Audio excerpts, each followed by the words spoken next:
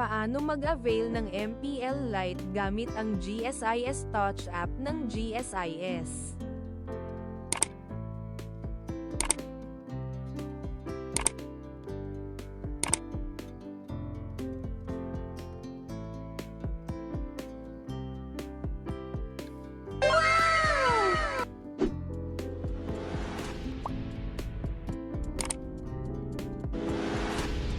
Punta tayo sa ating smartphone. Tap natin yung Utilities. Tap natin yung GSIS Touch app. Tap natin yung Login.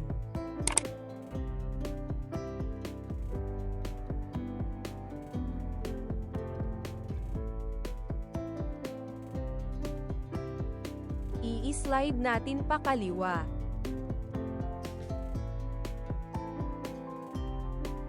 Then ibalik natin.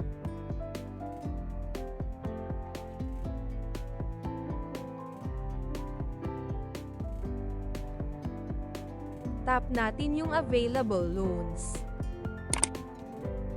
Emergency loan. I-slide natin. Ginhawa digital loan. I-slide natin. Multi-purpose loan Lite. Tap natin yung amount box. Ilagay natin yung ating net take home pay. Tap natin yung done. Tap natin yung show available loanable amounts. Dito ay pwede tayong pumili ng amount na gusto nating i-loan. Sa akin ay i-select ko yung 50,000 pesos. Na may monthly amortization na 2,333 pesos sa loob ng 2 taon. I-scroll natin pataas. Tap natin yung Show Tentative Computation Details. I-scroll natin pataas. Tap natin yung down arrow button. Sa akin tap ko yung daily living expenses. Tap natin yung I have read and agree to the terms and conditions. Tap natin yung I confirm that I am an active member as of the date of loan application. Tap natin yung submit loan application. Tap natin yung yes apply for loan. Tap natin yung yes, I'm ready. Tap natin yung I understand.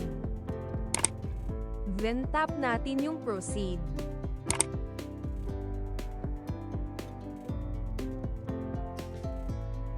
Tap natin yung get started. Tap natin yung allow. Tap natin yung proceed to take selfie. Tap natin yung camera button.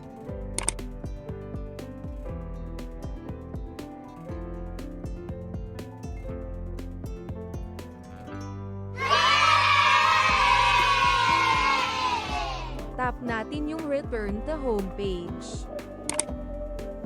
Tap natin yung logout. Tap natin yung yes. Close na natin.